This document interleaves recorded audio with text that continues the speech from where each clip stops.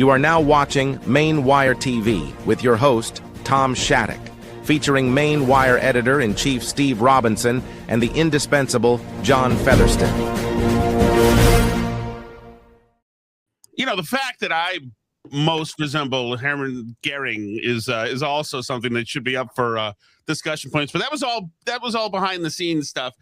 John Featherston is with us today. Garrick has joined us. Seamus has joined us. I'm Tom. You know me. Let's get right to it. We've got a bunch of news items today. And Featherston, I don't know what you eat or what you drink, but I'm going to buy you a whatever when I see you next week because, man, you were in Lewiston for how long was the entire meeting? It was just over 7 hours. 7 hours, the Lewiston City Council meeting, and they, spent, half the night talking about how they want their meetings to end at 10 o'clock.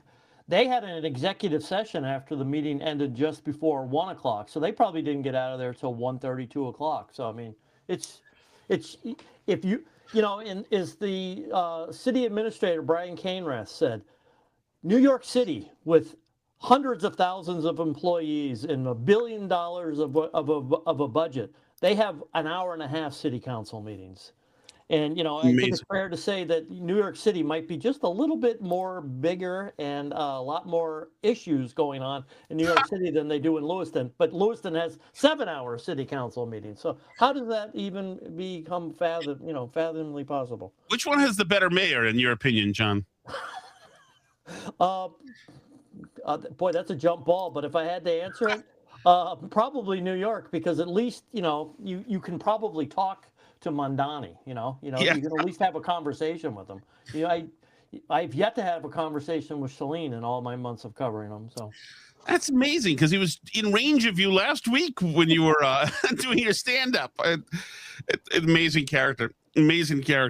All right, okay. We'll get back to Lewiston in a moment because there was also a shooting victim spoke as well, and just harrowing stuff. And in Harriman, true to form, as far as I'm concerned, and I've only been 2 months here with the team, he's the biggest a-hole in the state, in my opinion. Let's all make our decisions on this. John, am I right, or who's your nomination?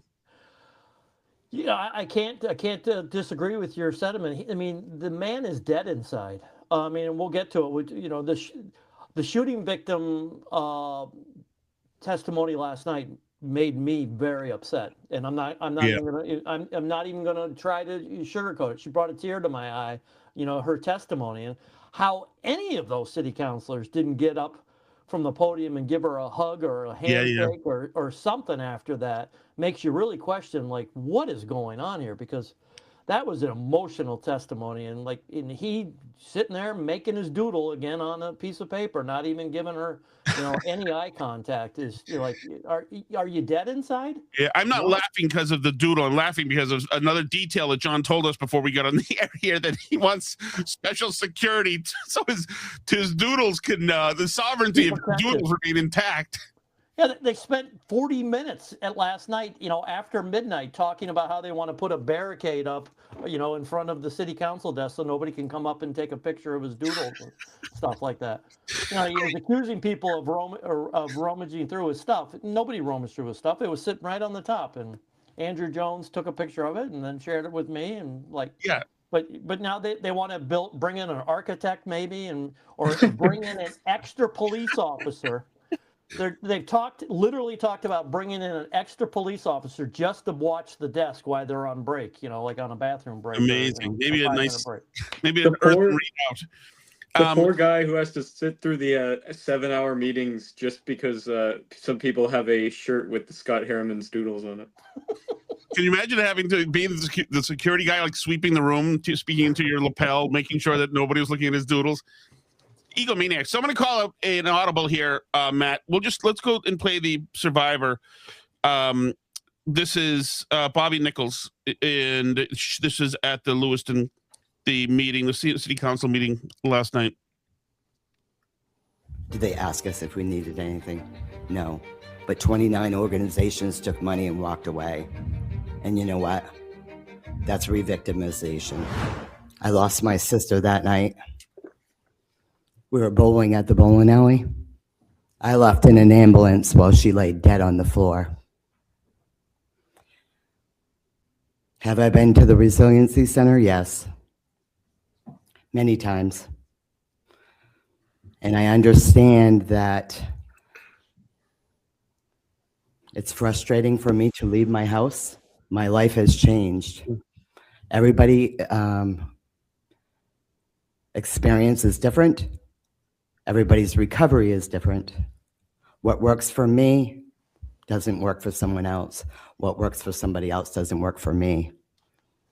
I stopped going to the Resiliency Center because, one, I do not want to go to the bowling alley for a community night when I've seen somebody murdered in front of me. Not a place. I don't care what you do to that place. You can paint it. You can get a new floor. You can have new friends. Never will I go there. Yoga doesn't work for me. So because I don't follow the norm and want to be part of the group, there's no help for me. As far as these funds, these 4 things, victim compensation, never heard of it. Mass violence care fund, never heard of it. Do you know that I have not been able to work? I can barely leave my place. You know, I go out to eat probably 3 times in a year. I'm looking for the exit. What happened to me that night, I can never forget. What I seen that night, I can never forget. I worked most of my life working 3 jobs. I can't even work. I'm on disability. You know how hard that is? Do you know that it took me a year and a half to apply for disability because I wanted to work? I wanted to be a productive citizen. But no, I can't because I can barely function. Do you know how many times I wanted to come to this meeting? Lots of times. It's very hard for me to be here. It's very hard for me to talk about it. It's very hard for me to ask for help. And you know what I got for help? Yes, there were good people in the beginning. Not that these people aren't good. But in the beginning, we had people from the DA's office. We had people from the Portland Police Office. Advocates that have been doing things like this for years. Not that these people, it's not their fault that they weren't trained. It's not their fault. But whenever I made a suggestion, because I didn't want to go to the bowling alley or I didn't want to do yoga, whenever I had asked to do something else, what else is there? What else can I do? I was called difficult. Don't be difficult. The year celebration, they wanted us to go to the Resiliency Center and ride on a bus there. I said, you know what? I'm going to take my own vehicle because when I'm ready to leave, I'm ready to leave. I'm in a lot of pain. I'm hurting. And I'm sure I'm not the only one. I'm not blaming anybody. I am not taking other people's inventory. What works for them, I'm glad. Do you know out of 162 people that were at the shootings that night, there's only 3 of us that had to leave our loved ones dead on the floor. Only 3 of us. I lost my sister. I lost my family. Do you know that my brothers aren't in counseling? They weren't offered counseling. My kids weren't offered counseling. Ugh. My mother wasn't offered anything. Do you know that I got a psychiatric specialist? And you know how I got that? I had to call somebody from Tri-County that was not even open anymore, Tri-County. I had to find my own people. I just want to know, what about the people that can't use what's being offered? You know? So there is not a bit of And it gets worse. I mean, it gets more stunning. Yes. Yeah. it's like it leaves you shell shocked watching the video, John. What was the tenor of the room? Well, I mean, once again, the council was very, non-attentive. You had a powerful, Maine senator sitting 3 feet from the lady and wasn't acknowledging it. You had the Resiliency Center, which does great work, and don't get me wrong, and even Bobby, highlighted the Resiliency Center is, they're stuck in the middle here because their job is to help these shooting victims, and they've done phenomenal work for people, but their systems don't work for everybody. And the room was silent. The council, is apathetic at best. How, I mean, you watch that, and I've watched it multiple times now, and it's still, you go the whole range of emotions. The woman's got her, heroic courage to, come there and do that, and to, tell about her sister, how she had to leave her dead sister on the floor. And, and I'm sitting there, and you cover this meeting, and, the original thing is that the resolve was you're going to turn over every stone that you could to help these people. Well, now what it is the city is going to do an MOU with the Resiliency Center and try to help people. But even the Resiliency Center said, we don't issue checks. We can't cut a check to somebody. And $1.9 million of money went to nonprofits, okay? And, okay, so the nonprofits probably shouldn't have gotten the money. But Bobby says on the stand, I'm living in somebody's house because, I lost my job. I couldn't work. I'm on disability now. I can't pay my bills.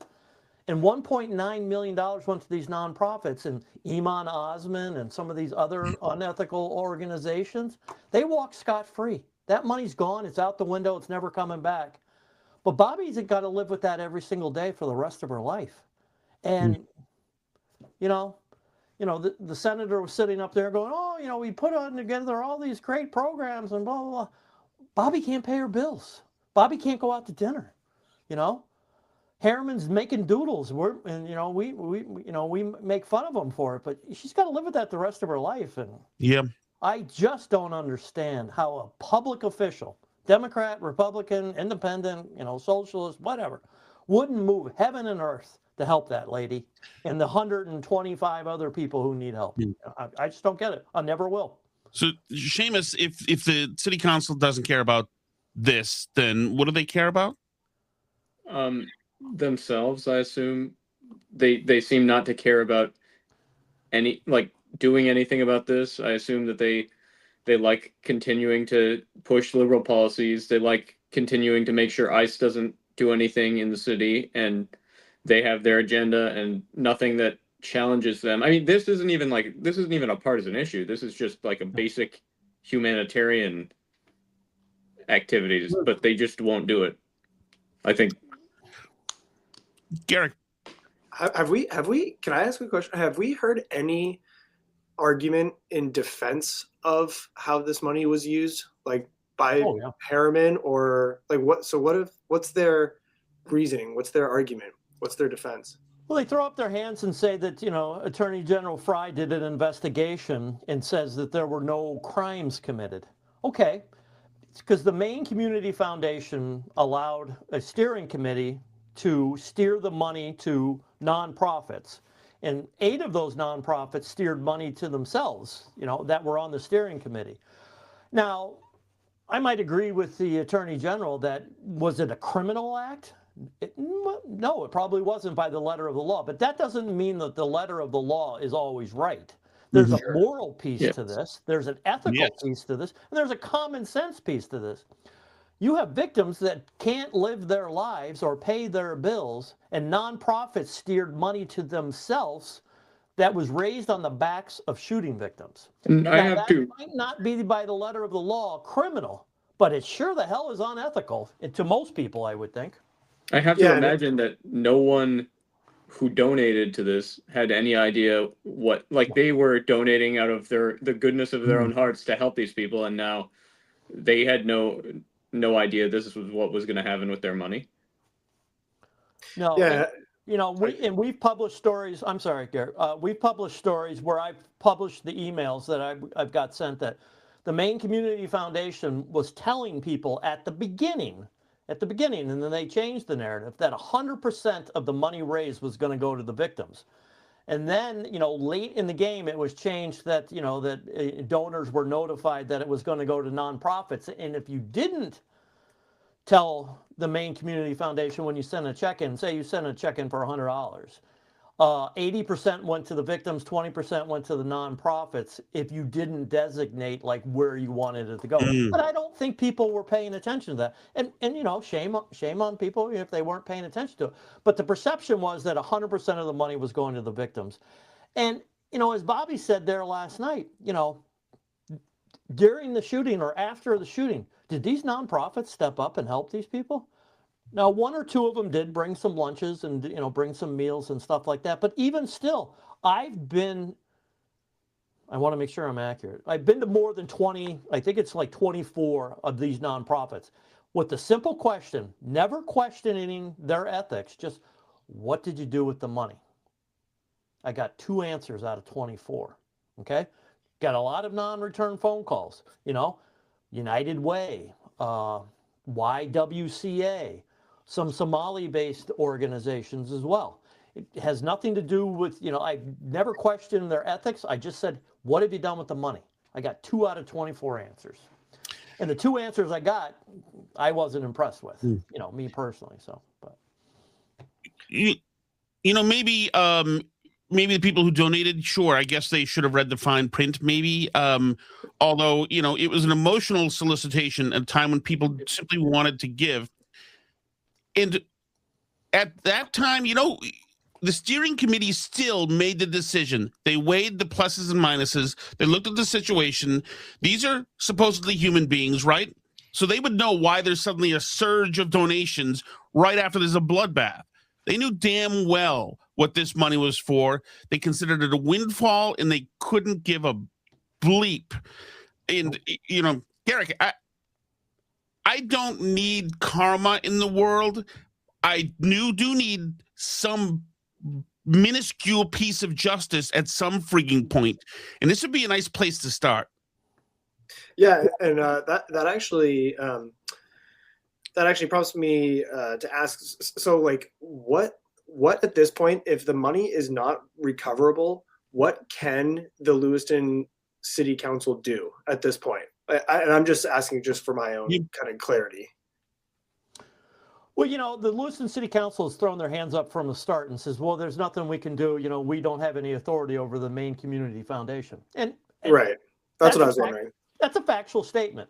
But, you know, as an elected official, and I was one for a very long time, the most power that you do have is you have a voice. And you can say, hey, Maine Community Foundation, get your ass in here and explain this in public to us. Get in here and explain it. And they haven't done that. To the Chamber of Commerce, get in here and explain this to us, how you put this person in charge of the steering committee and do this. And it's rumored, it's, you know, innuendos. Well, you know, maybe a city councilor or two has a friend on the Chamber of Commerce board, or maybe, you know, a city councilor here has a friend on the steering committee, or maybe, you know, they have a friend, a lifelong friend on the Maine Community Foundation board. They don't want to rock the boat and make their lives difficult for their friends, but they don't give a damn about these people who were shot or their family members who were shot or who can't pay their bills. And you know, it's not partisan. It's just obvious. I've covered this from the start. It's like they don't care. Now, there are 2 city councilors that, you know, credit Susan Longchamps and Brett Martell. They've tried to care, but it's pushing a string up a hill because they've got 5 people that don't care, you know, up. And you know, at the end of the day, I don't know that, you know, that they don't care, but their public persona and their public perception is, nope, nothing to do here. Move along. Right. Yeah. And now that they've tasked the city administrator to work with the resiliency fund, it's over. It's over. It's not. I mean, the resiliency fund, I have a lot of, you know, respect for, and I know that they will do the right thing by these victims. But the $1.9 million, it's all over. You know, it's never coming back, and nobody's ever going to question it ever again. Yeah. One side effect too that that's crossed my mind with this whole situation, besides obviously like the devastating effects on the victims, is things like this really foment distrust. And I think that it kind of prevents people, or could prevent people, from donating to worthy causes in the future if they are unsure that their money is going to be used for the, you know, proper purpose that they donated for specifically. And so it's like, when something like this happens, I don't know how the public can see it and just think that that they can trust any sort of cause that they'd want to otherwise donate to, knowing that money could essentially be used for fraudulent purposes or be channeled elsewhere, et cetera, et cetera. So like this has like a kind of a really adverse side effect for, I think, public trust. When I first started reporting on this, I went to the Maine Community Foundation, once again, with just the simple question: would you agree that mistakes were made? And if you do agree that mistakes were made, what safety provisions have you put in place for them to not happen again? And I literally got, well, how many days do I have to get back to you with an answer? I'm like, it's a pretty simple question. Like, how about right now? Well, I'm going to need a couple days to think about it. Well, a couple days has now turned into a couple months because I still don't have the answer. So the Maine Community Foundation is sitting on a huge, huge endowment of money, rumored to be over $80 million. Why can't they just write a check for $1.9 million and go, you know what, we really screwed up. You know, we really screwed up. But they're not even willing to do that even though. So.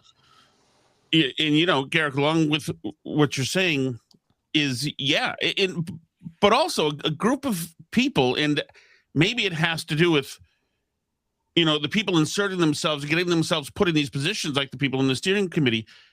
If you're willing to steer massacre money to yourself, you're willing to steer every bit of money to yourself. I mean, that seems like you'd have to do a morality check-in before you take the money from these people. This lady who watched her sister bleed out on the bowling alley, that's a tough one. But yeah, what does it say that this is this is the threshold? That we're doing, and nobody. And by the way, that one, that the people are willing to steer the money to themselves, but two, that nobody in the room said, by the way, or I don't know if nobody did, but John hasn't talked about too many city councilors saying, hey, by the way, I know this isn't even the time where I'm supposed to talk back to you right now, but I'm so sorry. Haven't seen that. It's a real testament to their integrity, or the lack thereof. Yeah. Well, and how about this too? What about like the basic compact you have with your community to say, if you're one of the people, the victims, before this shooting, you're a law-abiding person, you work hard, you pay your taxes, a lot of taxes, you make your living, you're a good neighbor, and the compact with the community has to be that if things happen and I'm rendered helpless, that the community can embrace me. And now the community tried to embrace you and you got effed. And like, what does that do to your motivating drive when you know that, what? Too bad. Sometimes you get shot, you lose a sister, and sucks to be you. That's essentially what he's saying with his actions. Yeah. Well, Harriman is even worse because he's drawing. Yeah. He can't even be bothered to pretend. He's so bored with all of your stories of woe and being all your trauma. Yeah. It's like, how morally bankrupt do you have to be that apathetic to the stories of someone who endured a trial like this? Yeah. A seriously traumatic, you know what I mean? Like that, it takes a uniquely despicable person to be that indifferent to a story like this. Well, and not be offended by what you're hearing, the plight of this victim, but be offended that somebody took a picture of your doodle. Mm-hmm. No? He really has his priorities straight. It's amazing. So, which brings us actually, this fits nicely with Senator Baldacci. He's running for Congress in CD2. And they had the vote last week on honoring Charlie Kirk. It was last week, right? Mm-hmm. But we've now posted some audio, some video from Baldacci telling us why he would vote in the nays on not even honoring, acknowledging Charlie Kirk, was somebody who contributed something. Here he is. Stood not too far from where George Floyd was murdered and declared in front of an audience that he was a scumbag and used other racial epithets. It's a man who called black Scumbag is not a racial epithet. incompetent, who suggested that people of LGBTQ backgrounds were not equal to him as human beings. We're not entitled to rights. So there's there's more, but I think it's important that we understand that we can be united in condemning what happened and condemning the crime of what happened, which should never happen and should be extremely prosecuted and avoided and prosecuted and condemned. But I think that when you ask us to honor him, then that's a different question.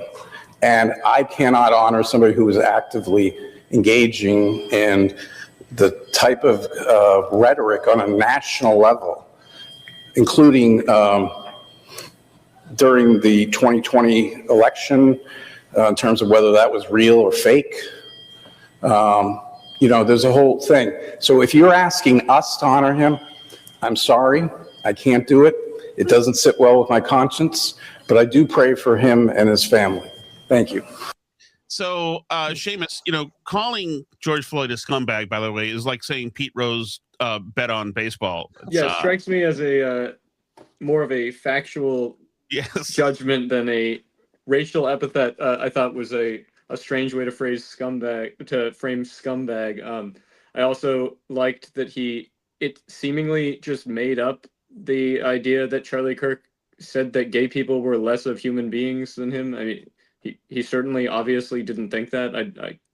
I expect that even among I just don't think that almost anyone thinks that anywhere. And his justifications were so strangely flimsy that it seemed like he didn't even go into this with a solid idea of what he was going to say. He just kind of bounced back and forth with he questioned election results, so I guess we can't honor him. He couldn't have done anything.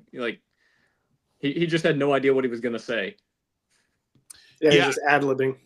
Oh, definitely. And it's like he just listened to 5 minutes of the Chop House or whatever it is. But it's funny, Gary. He says that he thought that gay people were lesser human beings.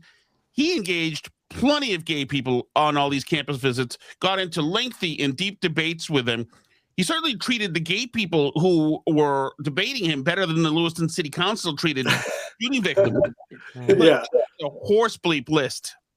Yeah, I've seen him debate with some people who profess to be gay, and he never once in my viewership ever treated them as beneath dignity.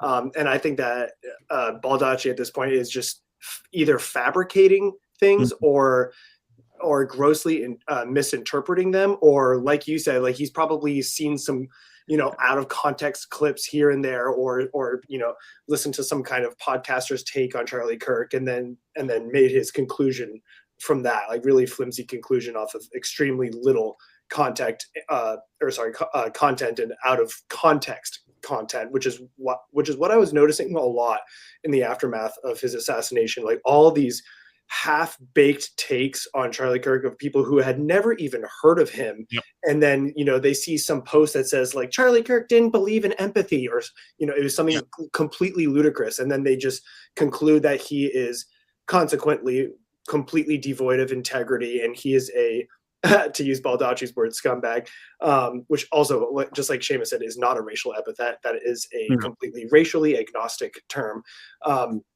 So listening to Baldacci's take there, I'm like, dude, do you ever just listen to an elected official like that and just wonder how on earth they got elected? I mean, some people maybe just don't have great, rhetorical skills, but listening to that, I literally felt like my IQ drop 50 points. Just listening to that. So totally erroneous, ridiculous take. Sympathetic to, if someone wants to say, I don't think that it's the place of elected bodies like this to go declaring resolutions like this just in general. I'm willing to hear that argument, but not when we have this same elected body on record going like declaring all sorts of resolutions on all sorts of things in the past. At some point, you can't make that argument. If you're declaring resolutions on everything under the sun, there's no good reason why you should not honor the life of a man who was assassinated and, despite his claims, obviously did respect people who he talked to. John, they recognized George Floyd a few years ago. Mm-hmm. No problem with that. And I believe George Floyd had a bit of a rap sheet, which included some very violent criminal activities. So what gives? It's just hypocrisy 101. I mean, that's what gives. You know, as we're sitting here and I'm watching Mr. Baldacci and I'm thinking about, you know, like, fix your jacket sleeves. You know, I'm just watching, you know, that's just my take. But I'm going to FOIA his citations for the last 10 years. You know, and see, you know, has he given, you know, citations to every upstanding person? Because, you know, as an elected official, you know, like you get your picture taken a lot of times with people sometimes you don't know and they come back to buy. But for him to sit up there, and I think, you know, Garrett was saying grandstanding is the perfect analogy. You know, listen, if you don't like Charlie Kirk, that's your opinion. You know, that you're entitled to your opinion. But, you know, a man of faith, a man who brought people together. You might not like his message. You might not like how he said it. But to sit there and say that he is not worthy of recognition, at the same time saying that he shouldn't have been murdered like that, the way he was murdered, he deserves recognition. Nobody deserves to die that way. So it's just hypocrisy. It's just, you know, the Democrats showing, you know, their true colors, and, you know, it's very, very disappointing. You know, the party of fraud in Maine, and that's what I'm going to start calling him, the party of fraud in Maine, would rather protect George Floyd than Charlie Kirk. Tells you everything you need to know. I've actually been saying to friends recently, I'm like, do you guys ever notice that it seems like Democrats are always rooting for the criminals these days? Yes. And if not actual criminals, then at least people who, you know, are like, you know, actively, openly disobedient to law enforcement, you know, just because they're rebellious or whatever, or whoever it might be. Like they always are. It seems like they are only ever rooting for the bad guys now. But they don't call them criminals. They call them their neighbors. Yes. No, it's because they have I think everything is filtered through the lens of class. And so they assume falsely that the only reason anyone ever commits a crime is out of desperation because their circumstances are so dire that they can't do anything else. And yes, they're victims of circumstance. Obviously a false assumption, but they just filter everything through class. So naturally, oh, you committed a crime, therefore you must be hurting yourself, and therefore your suffering, whether it exists or not, is more important than the suffering of victims of your crime. Yes. And they fundamentally don't believe in retribution as a goal of punishment. I think that's part of it as well. Well, and I also think that they think that these criminals or the illegal aliens who have beat the crap out of their wives or girlfriends, they think that the systems have failed them, and the people who created the systems look a lot like us four. And so they're like, no. First of all, Trump and the MAGA people and the podcasters like Steve Robinson, they've always had privilege. They've always been the ruling race in this country. And they victimized everybody else, literally everybody else, but straight white men are victims in 1,000 different ways, according to them. And so how can anybody be, I mean, you can't hold anybody responsible for being a violent criminal, so we have to release them right back into the neighborhoods, or they're going to go be violent usually to more you know, people with who are maligned already. But you know, it feels good for them to do the releasing. Go fly away, your friend. Because it's the permanent victim class. No one. Yeah. Which I think I certainly think the racial aspect is an element of it, but it's not just that, because even if you're a straight white man but you're poor and commit crime, they're still going to care more about you, I think, in most cases than they are about the victim, unless they can chalk it up as being some sort of hate crime. But if the victim is another white man, the white man perpetrator still gets the sympathy. Yeah, and Garrick, how much of this is of their argument is simply, yeah, but Donald Trump? Yeah, the old go-to, yeah, the easy go-to. I know it's like they always just kind of cast it on him, any issue or whatever, like just as like an easy out. Dude, this stuff is just, with the whole like George Floyd, Charlie Kirk thing, it's so ridiculous too, because as you kind of alluded to, Tom, George Floyd was known for, I don't know about his like the the totality of his criminal background. I do know that he like struck a pregnant woman at one point, didn't have a very clean background, was not an upstanding citizen. Charlie Kirk was, in addition, he was a father, he was a husband, he was a patriot, he was a Christian. But in terms of his work, this dude forged conversation with essentially political adversaries, gave them an open floor and a microphone to debate him, and he gave his opponents a voice. How often do you see that on the left? Truly, because the left is so censorship forward now. They are so censorship oriented. They say their argument always is that if you give the microphone to a conservative, you are platforming them and elevating their voice, and therefore it's dangerous and must be avoided at all cost. We can't platform these people. We can't give them a voice. Here's Charlie Kirk saying, here's a microphone, here's the open stage, debate me on whatever, give me your best shot, and I will give you a voice, and this is your opportunity to do so. And that he's like essentially uplifting his political adversaries, which the left cannot claim to do. So like, I would say that that's honorable, that's noble, that's virtuous, and he inspired millions of Americans and probably millions of people abroad, and maybe more importantly, he inspired a lot of young Americans too, which is there's something to be said about that. I think that's very important. So it's like, to honor George Floyd and then to not honor Charlie Kirk because he ostensibly said a mean thing here and there. You know what I mean? So ludicrous, and it highlights their very dubious standards, I would say. Just an asterisk thing here too. George Floyd just could have done what the cops told him to do. I'm not trying to walk in his grave or anything, but there are many ways not to die when you're tussling with the cops. There are many ways. I've had run-ins with the cops, and I've never been in a wrestling situation or a chokehold as yet. I just kept doing what they said. I don't know. Maybe I'm a puss. I don't know.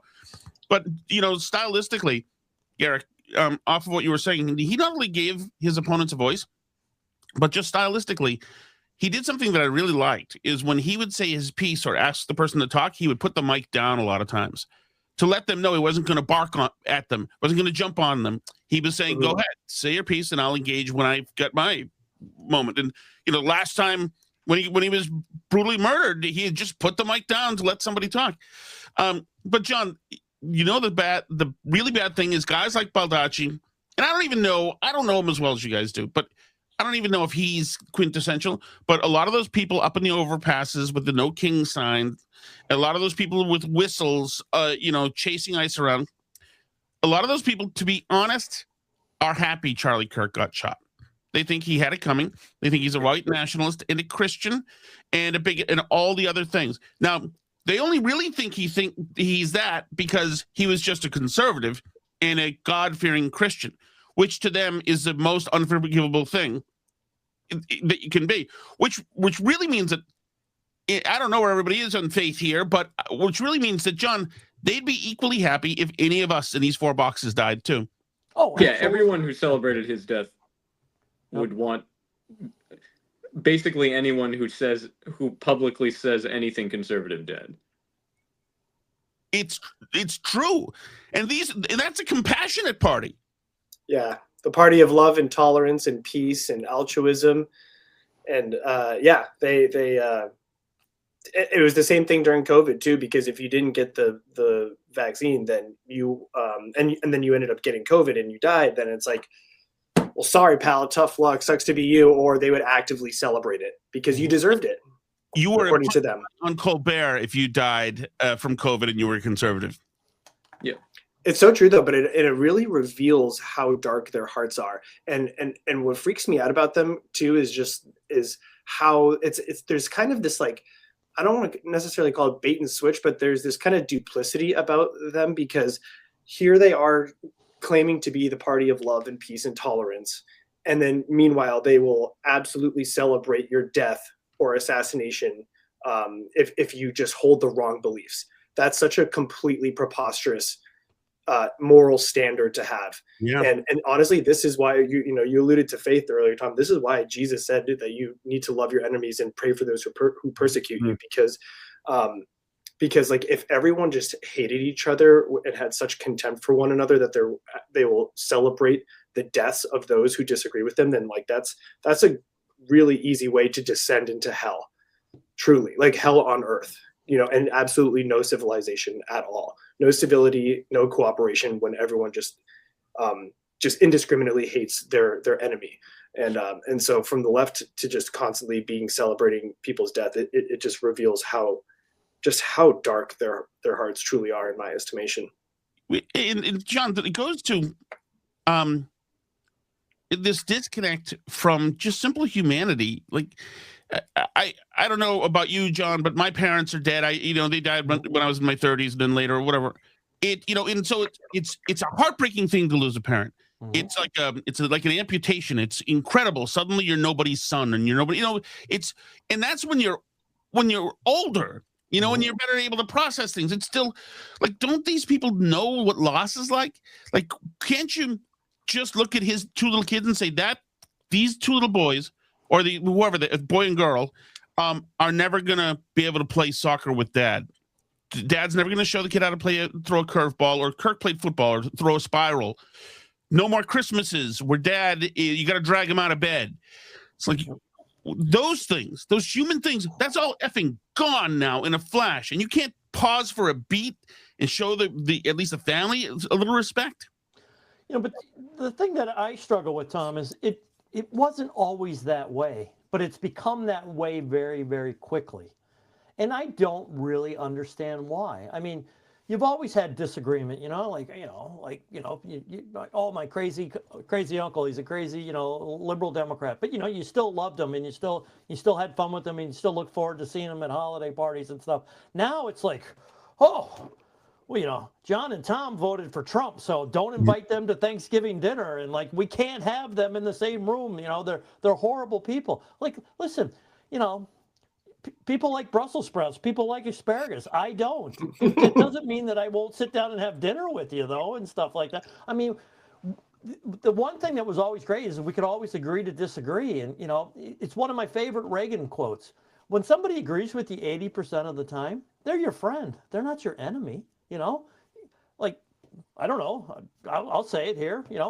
My wife probably agrees with me 20% of the time, but she's still my best friend, and we've been married for almost 40 years, and you can agree to disagree and stuff like that. But we've lost the ability in the 2000s to agree to disagree and still like each other. I don't understand it. In the first Trump term, Trump and Pelosi and Schumer were together in a meeting.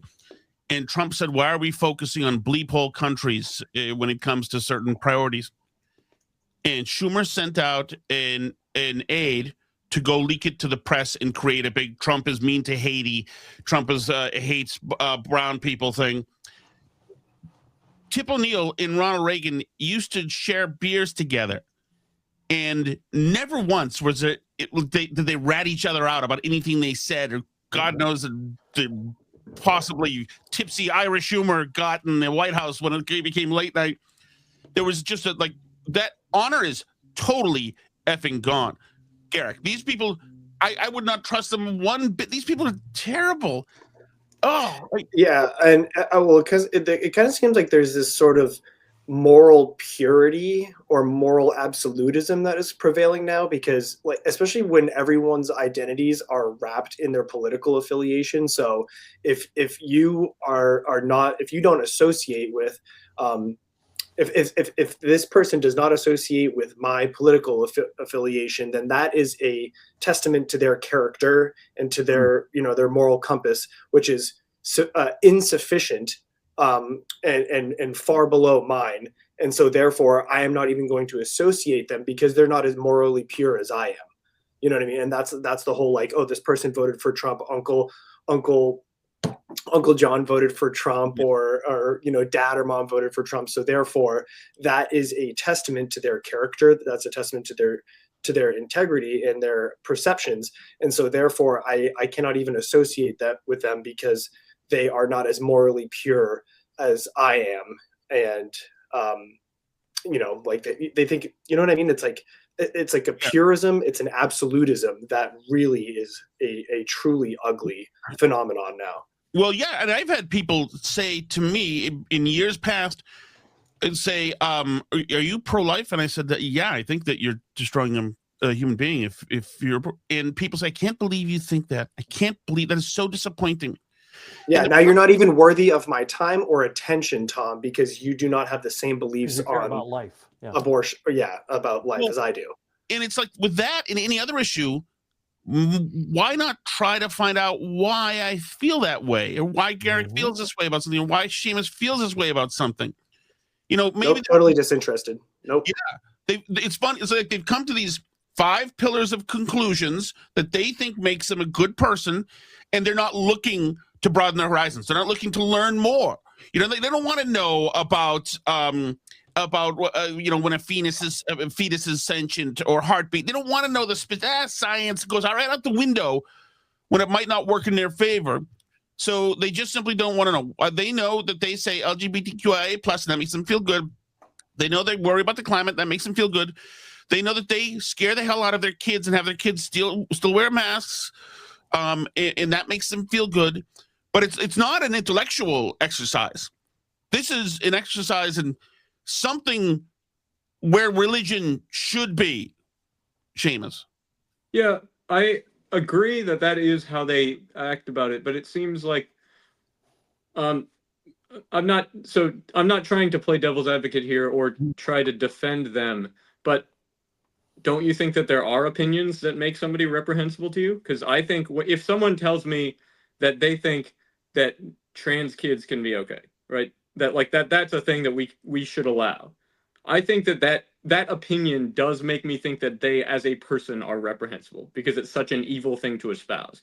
And I'm not interested in learning more about why you might want to do that. So I'm not trying to defend them because I think that I actually think that those opinions are reprehensible and our opinions are not. So this is not a defense of them, but I think that it kind of, I look at that sort of opinion in that way.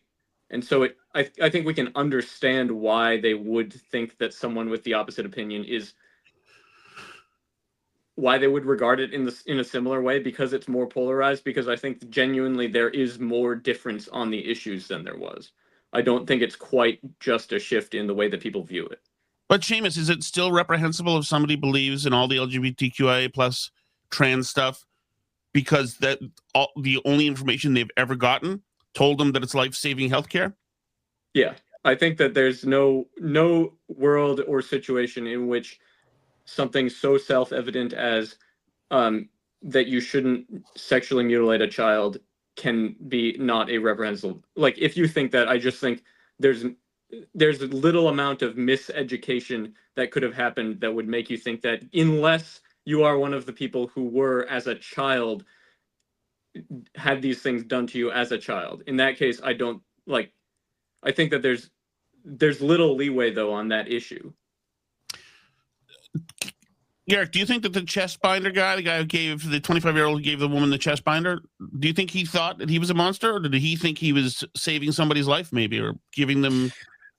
It's funny. Yeah, we've been having conversations about this here in the NPI headquarters about this kind of stuff because, it's weird because with a topic like this, it's just like you said, Seamus, it's obviously, or it should be obviously, reprehensible. And so you think that would be a sort of illustration of a person's character and their perceptions if they're willing to trans a child. It's weird because a lot of people now in this era have been so profoundly misled about what constitutes compassion and empathy. And those words are just tossed around left and right, especially from the left. They're always saying those words as if they have a monopoly on it. You know what I mean? And compassion and empathy, compassion, empathy. Well, then their interpretation of what is empathetic and compassionate is to, offer gender affirming care to minors, which we find absolutely detestable, which it is. But it's weird because it's like, do I think it's motivated by evil? Not necessarily, but I think that it's a egregious interpretation of just totally wrong interpretation of what is compassionate and empathetic for these kids who are, might have some kind of confusion like that. Yeah. And so yeah, you think, Seamus, just like you were saying, it's like you think that someone saying that they believe in quote unquote gender affirming care for minors is evil. It's like, so I agree that some of them do genuinely believe that they're doing this out of compassion. I just think that it's an issue that can be so easily naturally you can so easily come to the natural conclusion, which any sort of basic introspection will lead you to believe, I don't think that we should allow surgeries that has a child have her breasts removed, say. I think that at some point there's not any reasonable excuse for you to believe that that is compassion, regardless of the amount of propaganda you've been fed. Yeah. Well, but then the problem is that you've got us four saying this right now, and you've got other conservatives around saying it, and some other people have come across. But John, we're competing against the entire credentialed class out there. Academia, you walk into Boston University and they will do transing all day, so is the problem that the left only defers to credentialed class people? They defer to Fauci because he was in the NIHS or whatever for 57 years, and he used medical terms, and he's got good bedside manner. And so, no matter what he says, I'm just what he says because he's more credentialed than everybody. Well, it fits the narrative, though, Tom, because even, let's go back to even like Lewiston last night. Here's the police chief in Lewiston saying, I'm the expert here. I'm the lifelong, public safety official. I'm the expert. You'll listen to the expert saying, we need needles and we need a needle exchange program, but you won't listen to me about public safety.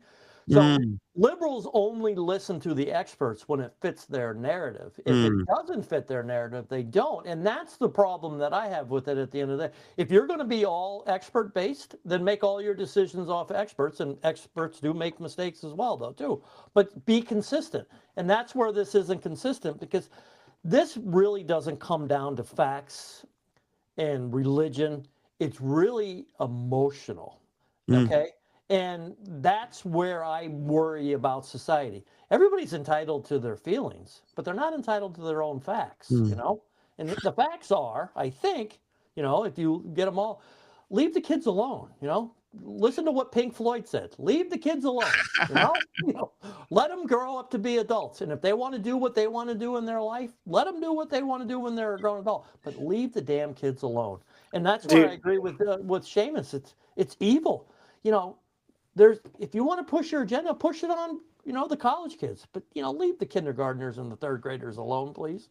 Yeah, and I will say, I don't know if it's really always animated by compassion and empathy. I'm a little skeptical, and it's only because, I swear that there are some parents who will trans their children because they use it as a badge of honor, and as a means of virtue signaling to all their white liberal friends how virtuous they are. It's a weird ostentatious version of it, and also a totally disgusting way of doing it. For example, there's a woman who just wrote an op-ed in the Press Herald last week who's concerned about the November elections because of her how it could affect her transgender daughter. And she said that her daughter is in middle school, which means that her transgender daughter, so her son, is in middle school, so about 13 years old. And she said that her and her husband decided to transition their child 9 years prior. So that puts the kid at around 4 years old that they decided to do that. I mean, how is that legal? I mean, well, but there were about 15 people should be incarcerated for that, including all the shrinks, all the medical doctors, like anybody who signed off on that stuff. I mean, that's just grotesque. In the chat, let's see. Kyle says Jabba, that's me, Jabba the Hutt, I believe. Not a bad character in Star Wars whatsoever. great one. What was he going to do with Slave Leia? By the way, was he a straight worm? Was that his, like, was she going to be his concubine? I don't get it, but I appreciated Carrie Fisher that year. Jabba, when was the last time you or any of your goons questioned anything Trump has said? It's not a bad question. I have questioned a whole bunch of things. I hated what he said about Rob Reiner. I'm not into the tariffs. I think he should have a dog. I don't think he should have called the woman he paid for sex a horse face. You know, it's all the time. Kyle says to you, Seamus, how many trans friends do you have or have you met? I have 0 trans friends. I don't. I mean, to be honest, I would not. I don't know why that's a relevant question to whether I think that children should be sexually mutilated. That seems like a foolish rebuttal, I suppose. Yeah. So you don't sort your friends by gender identification. It just strikes me as totally irrelevant to whether I would no, I don't know any trans people. Okay. Yeah. And also I don't think that children should be Kyle is a troll, yeah. We can tell. Genitally mutilated. It just seems like a strange defense. Yeah. I think I've had friends and people who are everything. You know, when you work, I came from hotels, and when you work in hotels, you work with all sorts of, in the big city, you work with people from everywhere. I have one legitimate trans friend who has had a sex surgery, I think, who in Connecticut, and who I call she, by the way, because she doesn't make me. She doesn't get my face, and she's a nice person. Her name is Christine, also a conservative, and a really good bowler for some reason. And also probably an adult when she underwent. Oh, very much. In the 60s, yes. That's a great point. Can somebody attack John up here? No, before we go, I do want to get to, or did you want to say something, John? Go ahead. Well, I wanted to say something before we go, and I saw it because I was looking at the comments that Bobby Nichols is actually watching. And Bobby, I want to say from the bottom of my heart, your presentation last night was courageous and heroic, and you have a lot of people who care and love about you a lot more than you think, and don't let, a couple people making doodles at a city council meeting define you. We love you, we support you, and we're going to do whatever we can to help you. So yeah, no, definitely. That was tough to start the show with, I gotta say, because that was a tearjerker, and you could see she was emoting. Bobby was emoting pain, and you could see and sense it and watch it. And so it's a brave thing to be up there, being somebody who's, I can't imagine the trauma, the demons that are afflicting you, to get up there and relive some of that night is a brave and selfless thing. So congratulations on that. Before we go, John, we've got to give credit to Graham Pollard, who suggested that Graham Plattner would lash out about Janet Mills and her stance on health care for rape victims, because she lit into him yesterday in what we thought was a great ad. Did you guys see the Janet Mills ad? Oh yeah. What were your thoughts, Garrick? Well, I mean, I guess it was sort of a matter of time, I guess, until like she attacked his character for. I'm honestly surprised it hadn't happened yet, because because she has plenty of ammunition, plenty of fodder to work with, about like all the revelations from last fall about him. I mean, I will say Graham did an interesting job of kind of digging up some of the information on the subjects, because they weren't, they were essentially still like actors, who all work for the Democratic Party. So, but I welcome, I guess I welcome this in a way, because it's at the very least like amusing to see the Democrats take their boxing gloves off in this race now. So it's like things are heating up a little bit. So, but Graham, like he did not do himself any favors for his future self, and I still when he made those comments, and I'm still not 100% convinced that he is like actually as repentant as he claims. At least not on like everything. Maybe he is in some ways. Like I do want to be. I do want to extend grace towards every human who, especially if they have like those, everyone has blemishes of the past, but at the same time, like, he did say stuff about how, like we were referencing earlier, like he doesn't mind if certain, like, go like F off and die if you disagree with me on X, Y, or Z. So, I gotta say, Garrick, I thought, and Seamus, that I loved the ad that they brought in a voice person to do his voice. Oh yeah, that's right. Yeah. Get off, you drunk whores. It's like, oh my God, that was like, oh, that's such dirty pool. That is such base, dirty politics.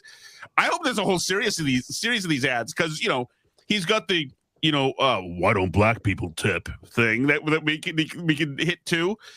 Yeah, that's what I mean. She has plenty of ammunition to work with. Yeah. She has that, and this that she just did yesterday. Obviously, everything with the Nazi tattoo, and I want to say there was like one or two other comments that were dug up that she could easily weaponize against him if she wanted to. Yeah, there's a good white trash Mainers comment out there too. I think that she could do.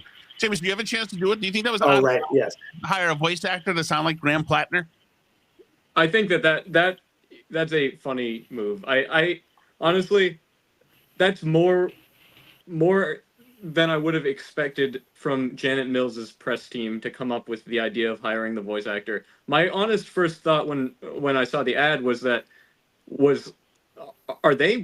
is Janet Mills's team watching this show? Because just the day before this, I think we had been saying on the show, Janet Mills could be doing better for herself if she started attacking Plattner, and then next day they come up with this. And yeah, I know they didn't put it together in one day, but that was my first thought. Yeah, I hope there are more. I think I get the feeling that they've brought in some national level creatives who are national enough to be, really good at pinpointing where you can cause some bloodletting polls wise, but aren't enough to know that those are all Janet Mills' friends in the ad. But has he weathered the storm, Tom? Because it feels like, Sophia Khalid might have helped him out a little bit yesterday. I mean, I still think it's reprehensible, that he said it, and kudos to Mills for calling him out on it. But here we are, he's spinning it now. He's turned the conversation into rape kits and not talking about his rape comments. So is he a smart politician? I mean, bad guys can be great politicians, and he seems to be, playing that pretty. He's spun it, and he's trying. I mean, is there going to be a thoughtful forthcoming editorial from the Portland Press Herald condemning him? I still want to ask the question: if you're a female candidate running for governor, are you going to stand on a stage next to him?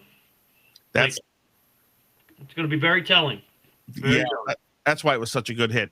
All right. Also, I really thought it was quite amusing to see Sophia Khalid up there, essentially in his corner defending him in his like little apology tour commencement speech, especially because she had just, 2 months ago made the whole video about Steve and how he's a neo-effing Nazi. All of us are neo-Nazis. Yeah, all of us. Yeah, well, but she specifically called out Steve for that, and those are her words. Like, he is a neo-Nazi, and then here she is standing, defending an actual candidate with an actual Nazi tattoo. We've got the irony is just rich. Yes. We've got Ted Cohen, who's actually reached out to the campaign. He's asking a really good question that I think the campaign should answer: is where is Mrs. Plattner? Wouldn't she be the one who can vouch for what a nice and kind man he is? Very good question. I thought it was a good point, but at the same time, I am thinking like, well, who knows? Maybe it was just like a total spontaneous thing that they just, that they had to quickly do that day, and his wife was is he doing her own thing? I don't know. Like, No. am I being too like naive or something? You're being too naive. Yeah. Yeah, okay. So yeah. I'm just saying. Like I said, I want to. Respectfully, you're being very naive, Gary. Yeah. Her only job is to work for the campaign. So. Oh, okay. Yes. Well, so then it's not a good look. No, it's not a good look. Not a good look. That is Garrick Hoffman, if you haven't met him before. Seamus Othot. That is John Featherston. And I am Tom Shattuck. We're going to see. Everybody's going to be up there in Bangor on the 24th, right? Whole crew. Yeah, brother. Look forward to it. I can't wait. It's going to be a really, really fun night. We'll have more information. We need to get the breakdown schedule and a little bit more information. But and I got notified that it literally like right now that we just sold out. So it's going to be a packed house. It's going to be a good time. Awesome. All right, team. We'll see everybody at 4 p.m. tomorrow, like we do every day. This is Mainwire TV.